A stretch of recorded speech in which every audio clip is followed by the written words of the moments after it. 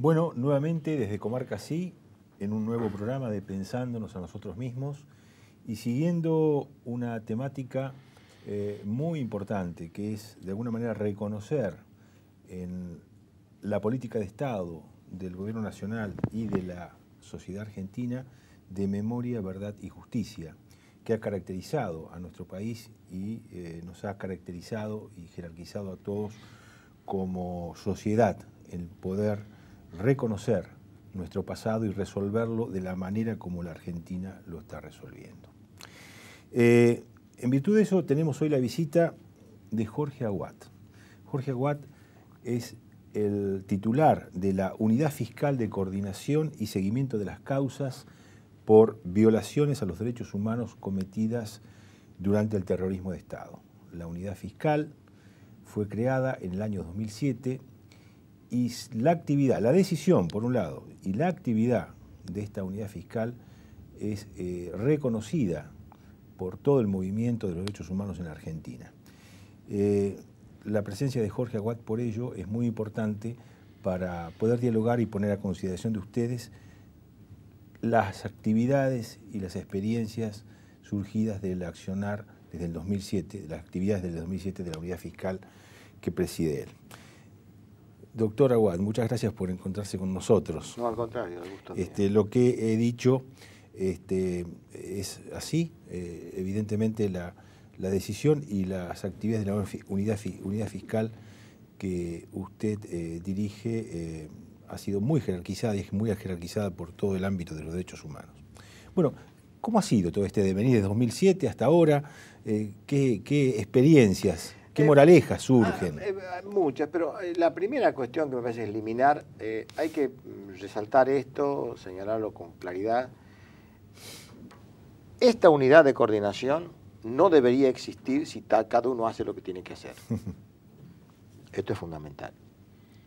Y yo creo que en ese sentido, del mismo modo que esta Comisión Interpoder de la Corte, evidentemente nosotros venimos en nombre de un estado de situación deficitario en el tema de estas causas. En muchos casos nos encontramos con que oportunamente teníamos nosotros un cepo de impunidad normativo, que eran las leyes. Después de que se derogaron esas leyes, que se nulificaron las leyes, desde el 2003 en adelante, nosotros pensábamos que prácticamente el último de esos cepos se había derribado, porque no nos olvidemos que antes teníamos también indultos y una serie de circunstancias que impedían el avance, digamos, en la investigación de estos hechos, concretamente en el marco de causas penales. Pero resulta que nos encontramos con que la impunidad no estaba solamente en la estructura legal y normativa, que digamos el cerco de impunidad no era solamente las leyes, sino que había todavía otras barreras que seguir, que eran obstáculos que había que sortearlos.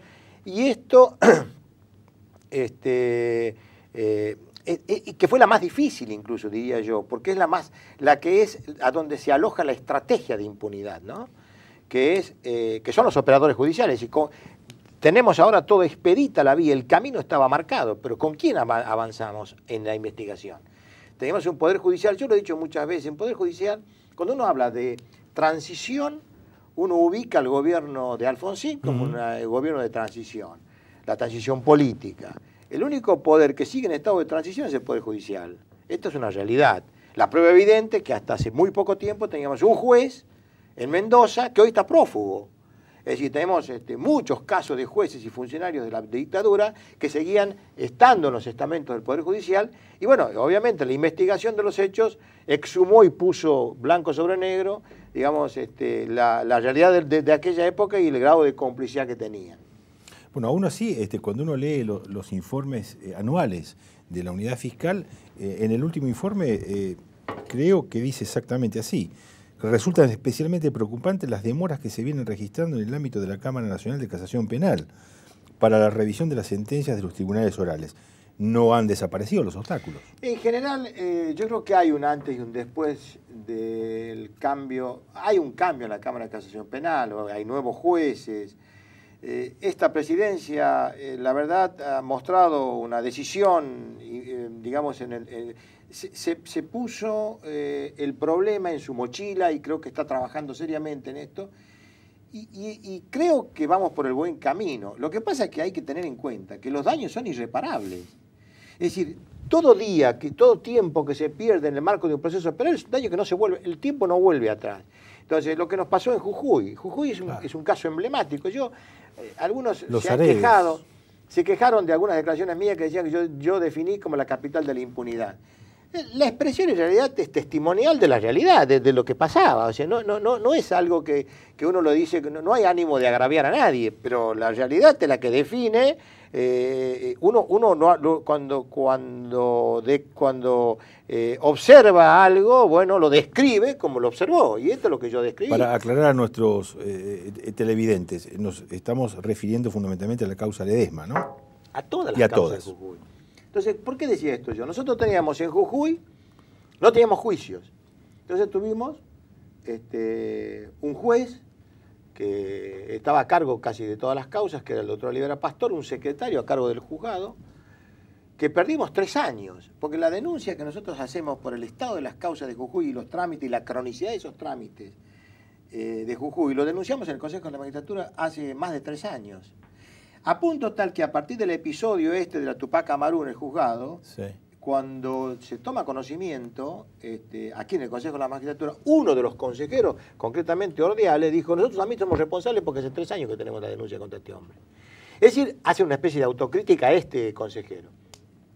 Yo lo he planteado concretamente en el Consejo de la Magistratura y también en la Comisión Interpoder de la Corte. Abona lo que nosotros veníamos señalando y denunciando, abona nuestra crítica de aquel momento, el hecho de que se fue Olivera Pastor, vino un nuevo juez, Poviña, y cambió la historia. Entonces quiere decir que teníamos razón nosotros. Hoy a la mañana acabo de escuchar de que le han prohibido la salida del país a Blaquier. Esta es la realidad, pero el problema está en que ¿cómo volvemos atrás? ¿Quién repara el tiempo perdido? Es irreparable.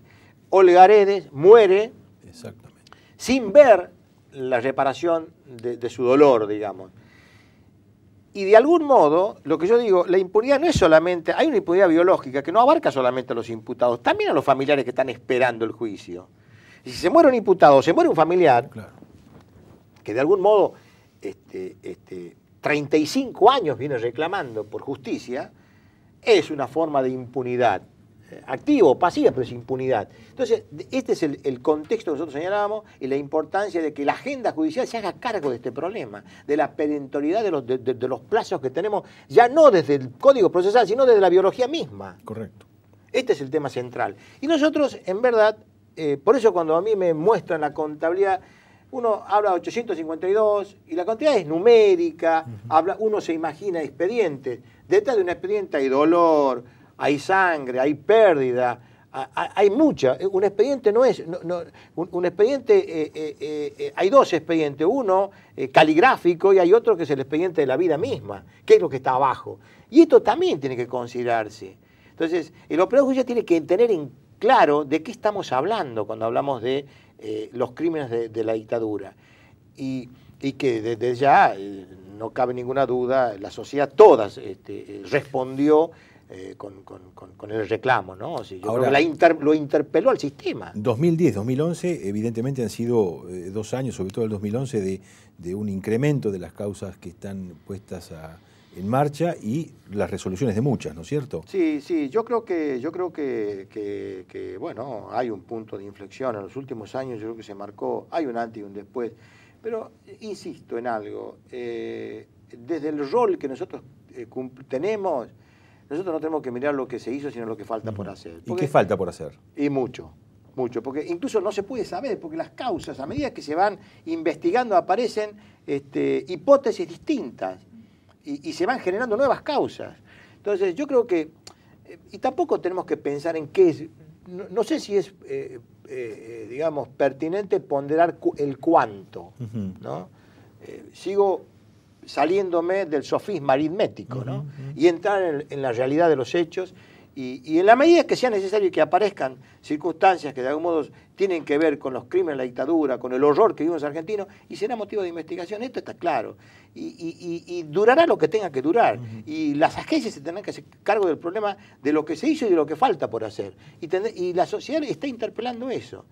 Y además yo creo que estas causas también fueron disparadores de una serie de necesidades de cambio de paradigmas.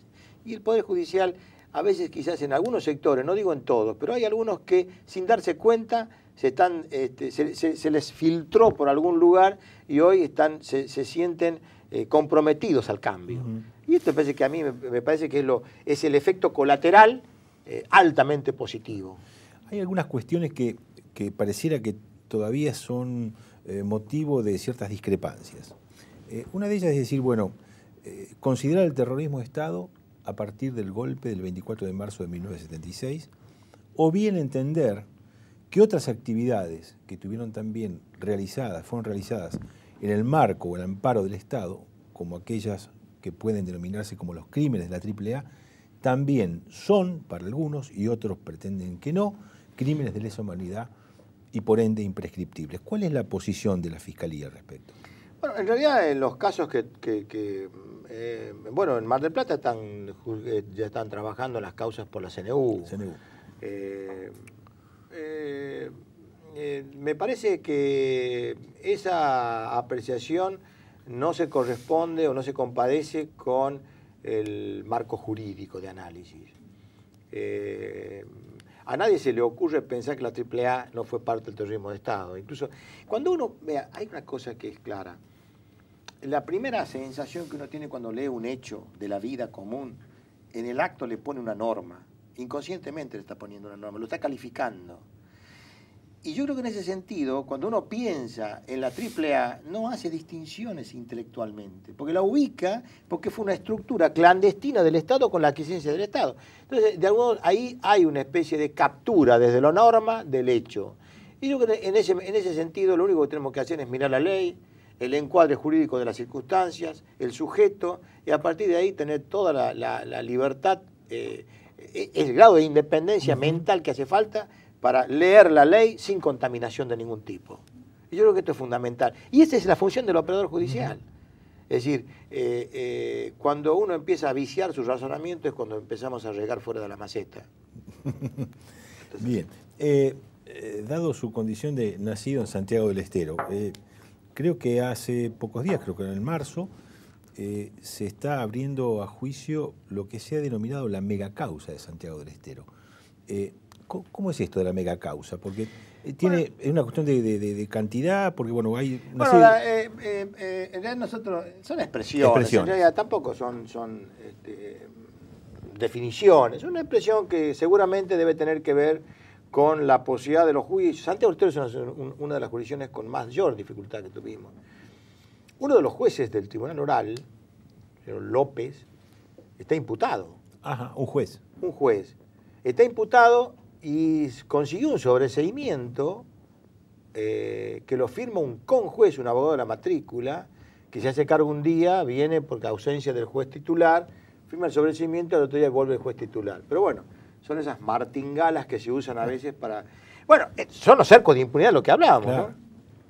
Yo no estoy diciendo que tenga o no responsabilidad, pero yo lo que creo que lo que no se puede evitar es la investigación. Yo creo que esto es fundamental. Y seguramente en el marco de esa jurisdicción, con todas las dificultades que tuvimos, fíjese, yo si mal no recuerdo, creo que tuvimos hasta ahora un juicio por una víctima en el caso de Kamaneski, que también nos costó muchísimo. El propio Tribunal de Santiago del Estero, que tenía la causa en grado de apelación, cuando la Cámara de Casación pedía la causa, los antecedentes, digamos el expediente, ellos mandaban el original. Cuando la Cámara de Casación les pidió que manden fotocopia para que puedan seguir actuando. Claro. Es decir, estas son las pequeñas cositas que hay detrás de esta contabilidad. ¿Y cuánto tiempo demora? Y mucho. Y ese tiempo es irreparable. Por eso yo digo que hay que mirar lo que falta por hacer con la misma seriedad y aprovechar la experiencia de lo que costó esta contabilidad. Claro. Entonces, que no nos vuelvan a hacer trampas. Este es el sentido. ¿Cómo generamos los antídotos para evitar de que lo que pasó no vuelva a ocurrir? Y estoy hablando ya de la etapa de procesos en trámite con un marco normativo absolutamente legitimante de todo lo que hay que hacer. Claro. Vamos a una pequeña pausa y seguimos conversando, ¿Cómo no? doctor. ¿Cómo no?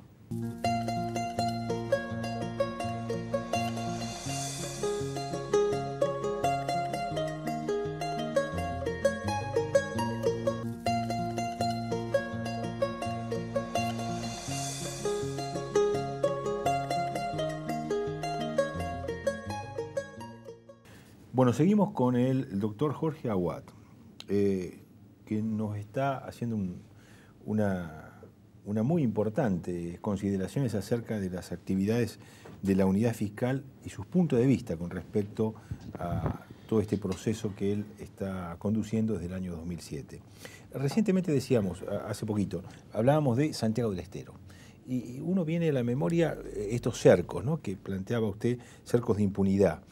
Y en la causa de Santiago del Estero está, bueno, mencionado protagónicamente el conocido Musa Azar. Y eso inmediatamente me lleva a pensar en el juarismo, los Juárez. Sí, sí.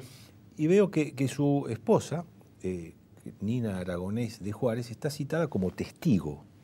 No están imputados los Juárez en esto, ¿no? Evidentemente. ¿Cómo han sido las relaciones del juarismo y Santiago del Estero y Bueno, la prosecución de las causas? Bueno, Carlos Juárez en realidad está muerto. Carlos Juárez. Sí, sí. Yo lo que sí puedo decir de que Santiago del Estero tuvo gente vinculada a, digamos, las estructuras represivas también se reciclaron de muchas formas. Y entre ellas, esta gente, hay casos emblemáticos, no solamente Musa Azar, hay un imputado D'Amico, Sí. que también está dentro de las estructuras que costó mucho, incluso creo que hasta hace poco, no sé si hasta el año 2003 muchos han estado en actividad en la policía. En actividad en la policía. Sí. Pero además hay otra cuestión también, que es que en el caso de este hombre, bueno, son las dificultades, precisamente son las razones por las cuales las causas tienen una especie de plano inclinado en contra, ¿no? Es decir, este es el problema también, o sea, no es parte de las dificultades de estas causas pasan también por el carácter de los imputados, los sujetos procesales, son gente, miren, yo fui fiscal en la ciudad de Corrientes, en la causa del Regimiento 9, me tocó actuar ahí por una razón de vecindad, y bueno, fui fiscal del juicio. ¿Cuál era la causa del Regimiento 9? Cuéntenos brevemente. Es una causa que el Regimiento 9 había una especie de centro clandestino. Ajá. Y bueno, con muchas víctimas, y entre ellos estaba, entre los imputados, personal de inteligencia. Y entre ellos había un imputado que era, en aquel entonces, no me acuerdo si era capitán, a la época de los hechos. Y después este hombre se casó con una chica de Corrientes, se retiró después al tiempo, de baja, y fue presidente de la rural. Ajá. O sea, no es un dato menor de lo que estamos hablando, de una provincia básicamente ganadera, era el presidente de la sociedad rural.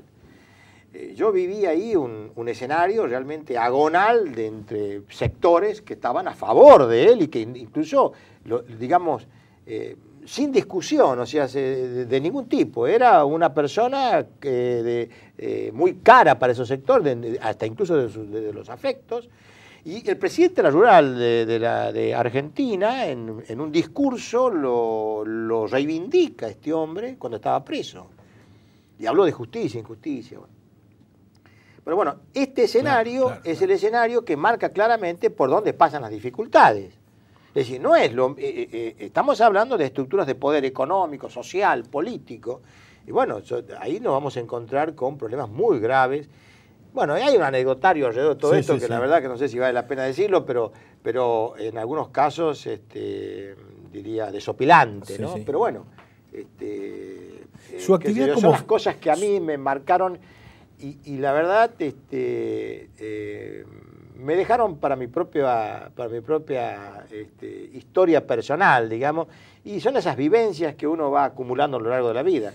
Pero la verdad fue una causa muy traumática, muy difícil. Fue una de las pocas causas que yo vi donde todos los días de audiencia estaba llena la sala. Con familiares de las víctimas, la propia familia, y los familiares de los familiares y amigos de los imputados. Pero una cosa increíble, y estaban divididos en dos filas, en la propia sala de juicio, no estaban mezclados. Entraban por un lado unos y por el otro lado otros.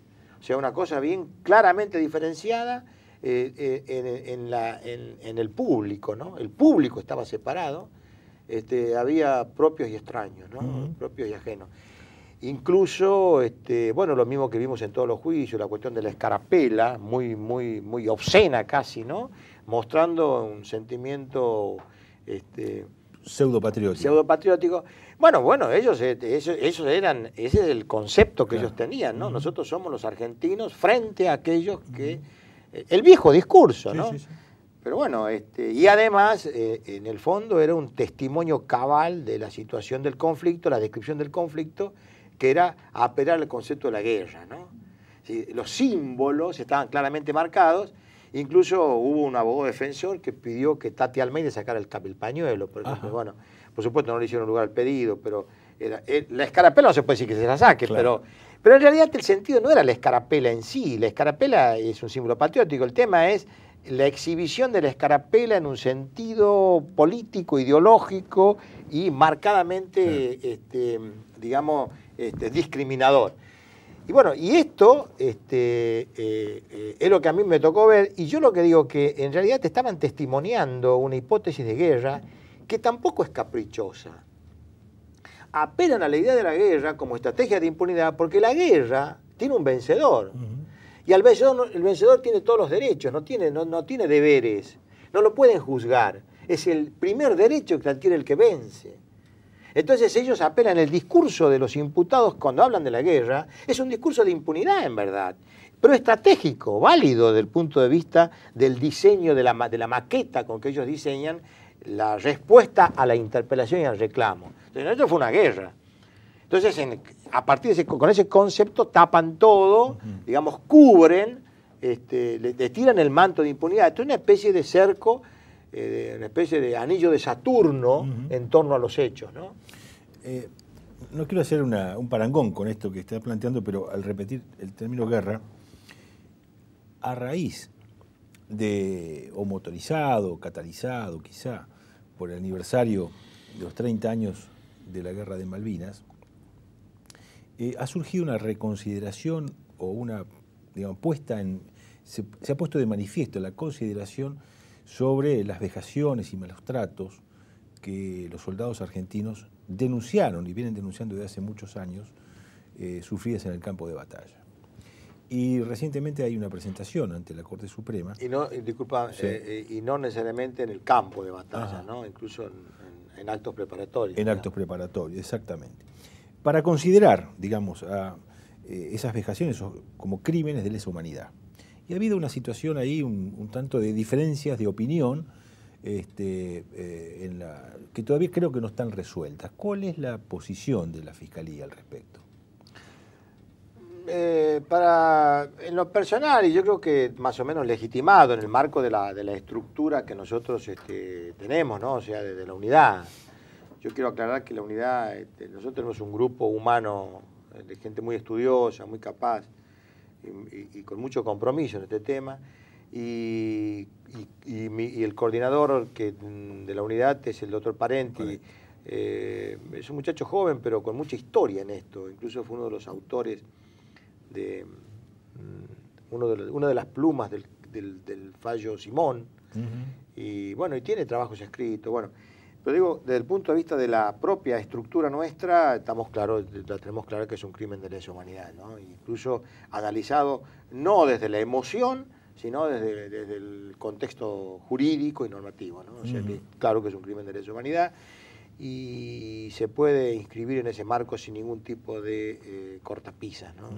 No creo que no tengamos mayor problema en eso. Y bueno, seguramente es muy difícil a veces unificar criterios en su totalidad, pero nosotros estamos convencidos que no tenemos ningún tipo de obstáculos para poder calificar de ese modo a los crímenes cometidos en el marco del conflicto de Malvinas con los soldados nuestros, ¿no? Cuando uno escucha lo que relatan ellos, no es tan distinto de las torturas, o peor incluso, las torturas que sufrían los presos políticos, en los propios centros clandestinos y en unidades penitenciarias también. Entonces, o sea que hay una continuidad contextual. Sí, para mí claramente hay un contexto. Yo digo que el ejército se divorcia de la sociedad probablemente un poco antes, pero básicamente el divorcio de la sociedad les generó un formato, una configuración mental, donde porque el soldado es civil. El soldado es un civil, y ellos miran al soldado como un civil. Esa mirada forma parte de ese cambio de configuración. Entonces, en el plan no había distinciones, yo estoy convencido de eso. Y cuando uno ve y la asociación que hace uno del trato al soldado, el soldado cuando cuentan, lo trataban como un prisionero. Eran prisioneros en sus propias tropas. Ellos estaban maltratados del mismo modo que estaban maltratando a los presos políticos, ¿no? O sea que yo creo que hay un grado de continuidad incuestionable. ¿Sí? Bueno, con relación al que usted nos comentaba, ¿no? Que es difícil satisfacer todas las posiciones o todas las aspiraciones, ¿no? Me viene esto a la mente, un dictamen de la Procuración del año 2009 acerca de la posición de no imputar por delitos que pueden estar tipificados en el Código Penal a aquellos que han sido víctimas de cautiverio en centros clandestinos de detención. Esto viene a cuento de que esto tomó quizá mayor estado público a raíz de la aplicación de este criterio del dictamen de la Procuración en la causa Díaz Besone de Rosario, la ex causa FECET, por los delitos cometidos en el centro clandestino de detención del Servicio de Informaciones de la Policía en Rosario. ¿Y hacia dónde va? Claro, y donde, claro, exactamente, donde había un imputado que era civil, que era justamente un militante político que había sido detenido en ese centro y había sido acusado por sus ex compañeros como torturador. Sí, en realidad eso sí nos trajo algún dolor de cabeza en ese sentido, porque bueno, de algún modo lo que nosotros planteamos es, a ver, los que fueron víctimas y lo ubicaron a Chomique como victimario, hay una respuesta emocional frente a eso, de la cual nosotros no nos podemos hacer cargo del análisis del conflicto desde esa perspectiva. Desde lo jurídico, nosotros le dimos una respuesta al conflicto con las herramientas del derecho. Hay un estado de necesidad culpante y este fue el concepto que rodeó a la idea que campea la inteligencia del dictamen. Nosotros estamos convencidos de que, porque fueron víctimas también, víctima y victimario, situación que lo pone en crisis, a ese carácter lo pone en crisis la propia situación que ellos vivían. De modo tal de que la respuesta que da el derecho a ese tipo de conflicto lo da desde este lugar. Seguramente que hay dolor, pero al conflicto hay que resolverlo. Y se lo resuelve del modo menos traumático, entendemos nosotros, para el conjunto de la sociedad. Es decir, no es el único caso. Aguat salió con 30 y pico de kilos de Tucumán, en Tucumán esta chica Aguad de Condé, ¿no? Sí. Entonces, evidentemente, situaciones como esa, nosotros desde el ámbito jurídico tenemos que dar una respuesta. Y la respuesta que encontramos es esa. Es decir, eran víctimas y victimarios. Una situación realmente casi paradojal, crítica. Esto me hace acordar un capítulo del Quijote. Sancho gobernaba la ínsula y al final había un puente y al final del puente había una horca. Todo el que cruzaba el puente tenía que decir ¿qué va? Si miente, muere en la horca. Hasta que vino alguien y dijo, ¿usted a dónde va? Me voy a morir en la horca. O sea que moría en la horca por haber dicho la verdad, o moría en la horca para comprobar que dijo la verdad, o moría en la horca por la mentira. Esas son las paradojas que a veces se dan en el mundo del derecho y hay que resolverlas. Entonces yo creo que en ese sentido encaramos la solución del conflicto desde el lugar menos traumático y la paradoja esa termina con una mirada compasiva. Sancho le da la solución de la mirada compasiva. Y en la vida misma, que se lo hace de la mirada compasiva, de una situación de crisis extrema, profunda, y bueno, lo resolvimos así. Doctor Aguad, agradecemos muchísimo que nos haya acompañado en este diálogo. Y también, además de la actividad que ha sido jerarquizada, debemos jerarquizar la claridad y las ganas, el ímpetu con que usted nos explica las cosas. Bueno, gracias a usted. Muchas gracias por estar acá y la comarca le agradece también. Al contrario, es un placer.